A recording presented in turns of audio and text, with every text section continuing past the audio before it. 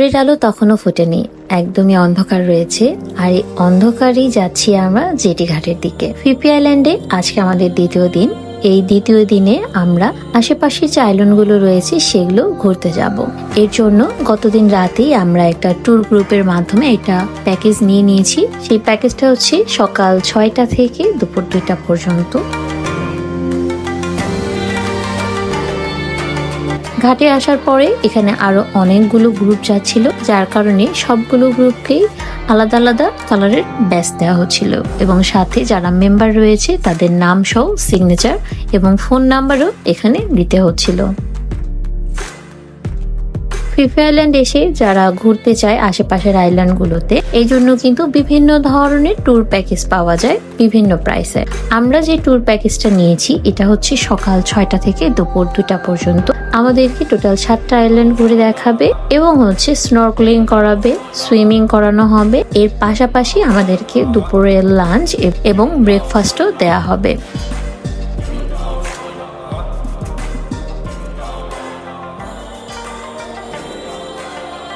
আমরা যখন জেটি ঘাটে এসে পৌঁছাই তখনও অন্ধকার ছিল, কারণ আমাদের গ্রুপের টার্গেট হচ্ছে আমাদেরকে মায়া বে আইল্যান্ডে নিয়ে গিয়ে সানরাইজ দেখাবে। একটু পরে ব্রেকফাস্ট সার্ভ করা হলো। এখানে এক ধরনের একটা পাকোড়া টাইপের মতো ছিল এবং এখানে চা কফি ছিল আনলিমিটেড, যে যত ইচ্ছা তত খেতে পারবে। এরপরে নাস্তা শেষ করে আমাদেরকে নিয়ে যাওয়া হচ্ছে বোটের কাছে। তখনও সূর্য ওঠেনি, কেবল সূর্য ওঠার প্রস্তুতি নিচ্ছে। এমন সময় আমরা যাচ্ছি মায়াবের উদ্দেশ্যে।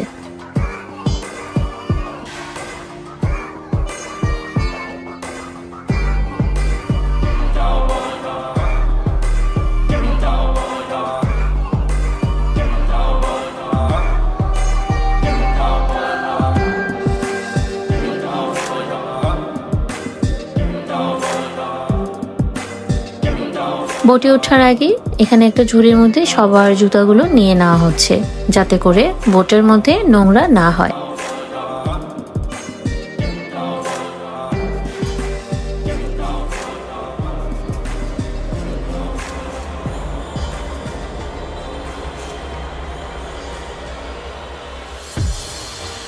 আমাদেরকে প্রথমে নিয়ে যাওয়া হচ্ছে মায়া বে আইল্যান্ডে। আর মায়া বে আইল্যান্ড দেখার ইচ্ছা মনে হয় সব ভ্রমণ প্রেমিকেরই থেকে থাকে, কারণ এই আইল্যান্ডটা খুবই পপুলার। আর থাইল্যান্ডের ফিফি আইল্যান্ডে এসে যদি মায়া বে আইল্যান্ডেই যাওয়া না হয় তাহলে যেন ট্যুরটাই বৃথা হয়ে যায়।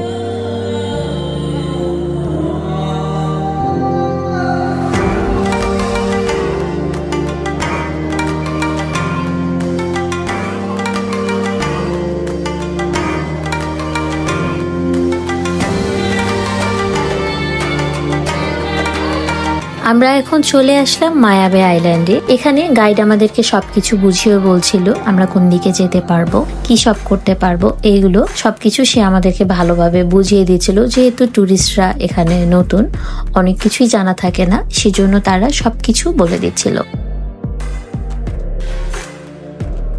এখানে এটা ওপেন হয় 7টার সময়। আমরা 7টার অনেক আগেই চলে এসেছি, যার কারণে এখনো এটা ওপেন হয়নি। এই জন্য সবাই এখানে ওয়েট করছিল আর পাশাপাশি সানরাইজও উপভোগ করছিল।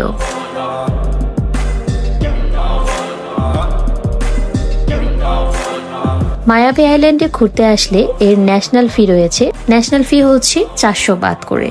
কিন্তু যেহেতু আমরা ট্যুর প্যাকেজে এসেছি, তো আমাদের প্যাকেজের সাথেই কিন্তু এটা ইনক্লুড রয়েছে, যার কারণে আমাদেরকে আর এক্সট্রা করে 400 বাত আর দিতে হবে না।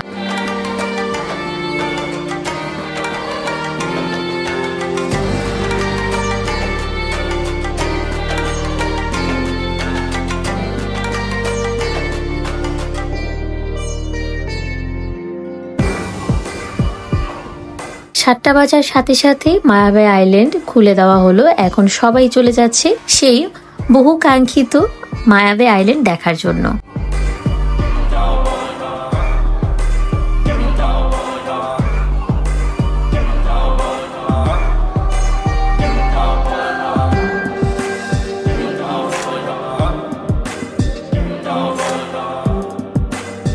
এই আইল্যান্ডটা এত বেশি পপুলার হওয়ার কারণ হচ্ছে এখানে দ্য বিচ সিনেমার শুটিং করা হয়েছিল। তারপর থেকে এই আইল্যান্ডটা অনেক পপুলার হয়ে গিয়েছে। এছাড়াও বিভিন্ন ভারতীয় বাংলার গানের শুটিংও কিন্তু এই জায়গাটাতে হয়ে থাকে।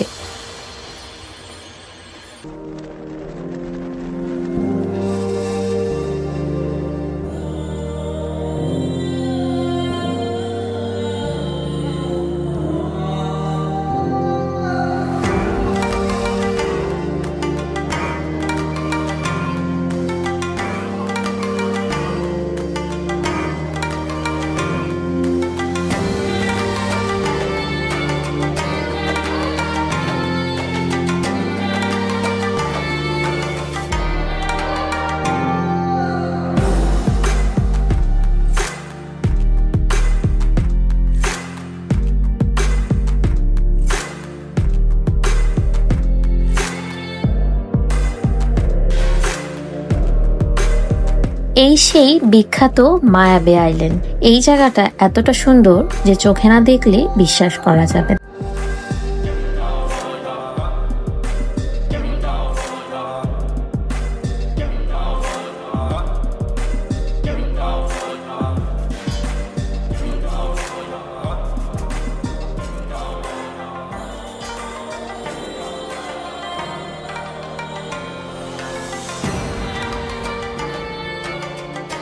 তবে আজ মায়া বে আইল্যান্ডে এসে সব পর্যটকেরই মন খারাপ, কারণ আমরা যে সময় এসেছি এই সময় ভাটা ছিল, যার কারণে পানি অনেক দূরে। পানি দূরে থাকার কারণে আইল্যান্ডটা হয়তো ততটা সুন্দর দেখাচ্ছে না, কিন্তু যখন জোয়ারের সময় হয় আর পানি অনেক সামনে থাকে তখন এই আইল্যান্ডের সৌন্দর্য যেন সবাইকে হার মানিয়ে দেয়।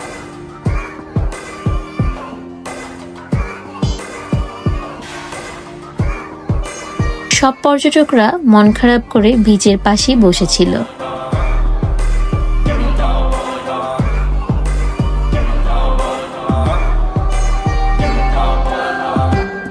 আমাদের 2 ঘন্টা শেষ, এখন আমরা চলে যাচ্ছি বোটের দিকে।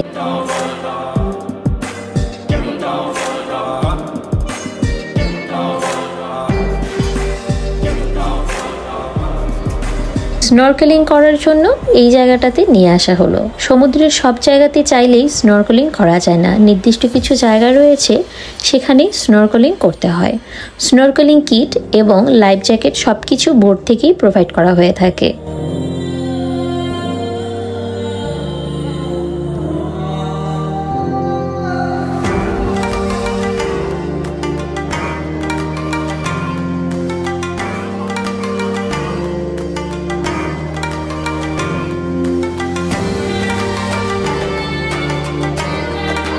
এখানে স্নরকেলিং করার জন্য প্রায় 30 থেকে 40 মিনিটের মতো সময় দেয়া হয়।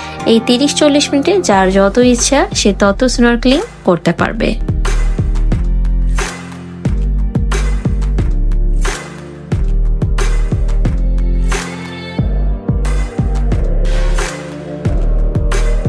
স্নরকেলিং করা শেষ করে এরপর আমাদেরকে নিয়ে যাওয়া হয় আরেকটা ভিউ পয়েন্টে। এটা ছিল আমাদের 3rd নাম্বার ভিউ পয়েন্ট। তো এটা মূলত একটা কেভ।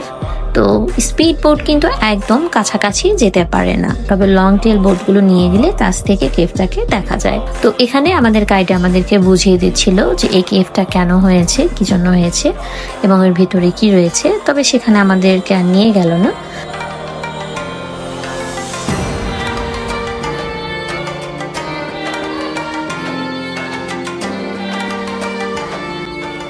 এরপর আমাদেরকে নিয়ে যাওয়া হচ্ছে আরেকটা ভিউ পয়েন্টে, যেখানে সুইমিং করা হয়ে থাকে।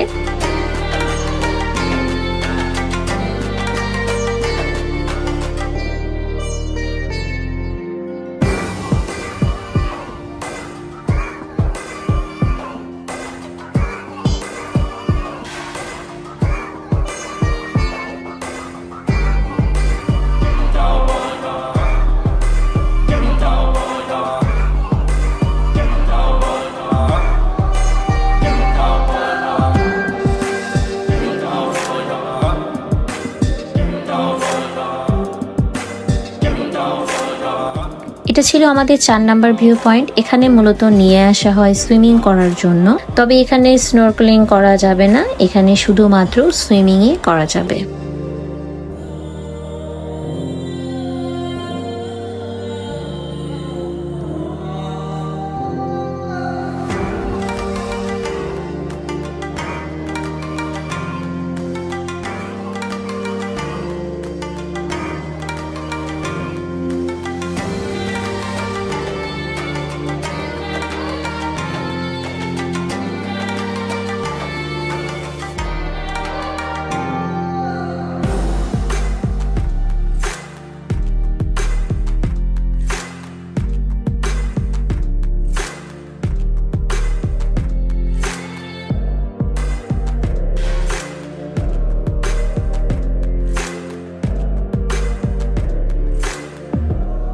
সুইমিং শেষ করে আমাদেরকে ফ্রুটস খেতে দেওয়া হয়। এখানে আনলিমিটেড পাইনাপেল ছিল, যার যত ইচ্ছা খেতে পারবে, এবং পাইনাপেলের সাথে পানি এবং কোক ছিল আনলিমিটেড। তো খেতে খেতে আমাদেরকে আরেকটা ভিউ পয়েন্টে নিয়ে যাওয়া হচ্ছে।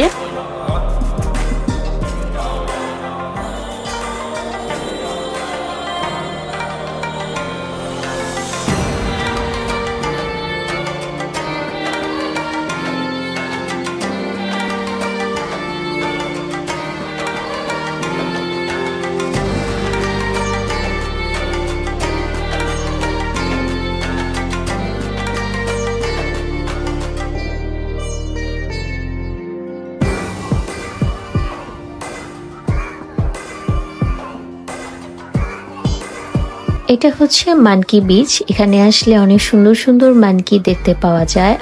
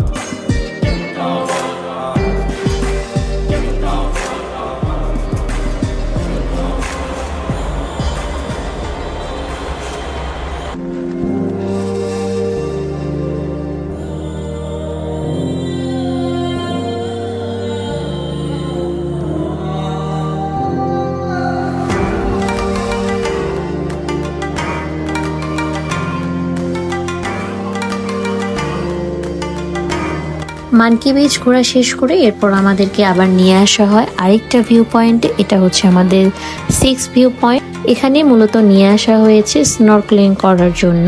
এই প্যাকেজের মধ্যে 2 বার স্নরকেলিং ইনক্লুড ছিল। তবে এই জায়গাটা বেশি সুন্দর কারণ এখানে অনেক সুন্দর সামুদ্রিক মাছ ছিল।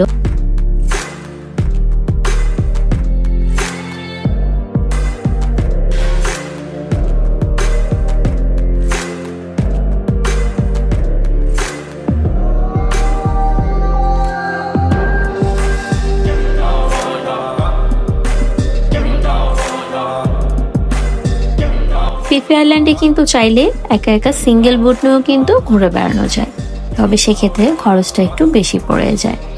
যারা চিপ রেটে ঘুরতে চায় তাদের জন্য এই গ্রুপ ট্যুরটা বেস্ট। এতে করে খরচ অনেকটাই কমে যায় এবং সবাই মিলে একসাথে ঘুরে বেড়ানো। আমরা যে গ্রুপের সাথে এসেছি আমাদের পার পারসন প্রাইস পড়েছিল 1600 বাদ করে। এর সাথে ইনক্লুড ছিল 2 বিচের ন্যাশনাল ফি এবং সকালের নাস্তা, দুপুরের খাবার এবং আনলিমিটেড কোক এবং ফ্রুটস।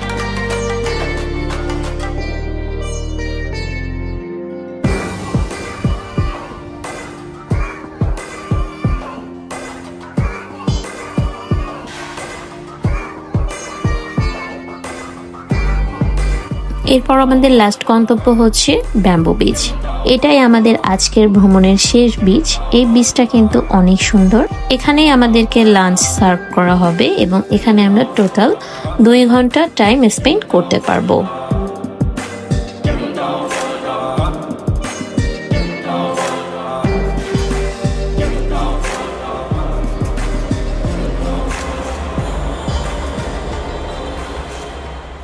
আমাদেরকে লাঞ্চ দিয়ে দেওয়া হলো। খাবার হিসেবে ছিল ফ্রাইড রাইস উইথ চিকেন এবং আনলিমিটেড কোক, জুস এবং পানি ছিল।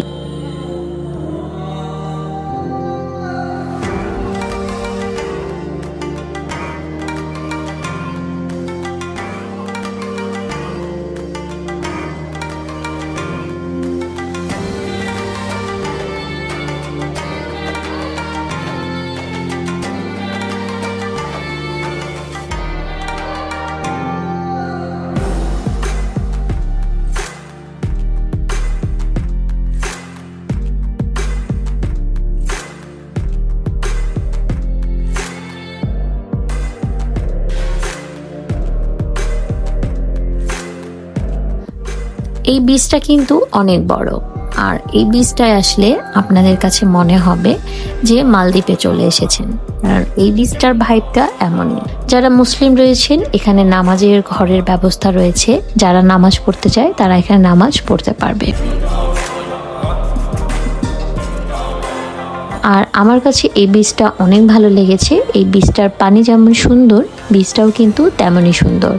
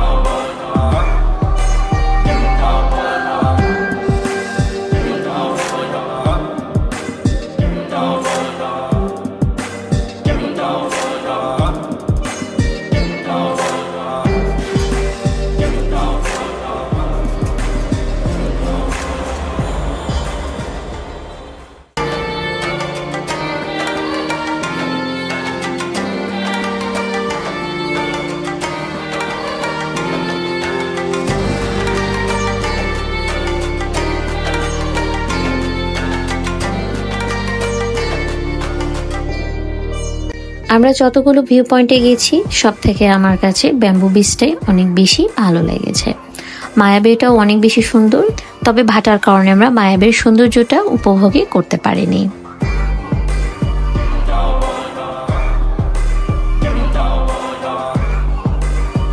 তো এরই সাথে সময় এসে গেল আমাদের আজকের পর্বের বিদায় নেওয়ার।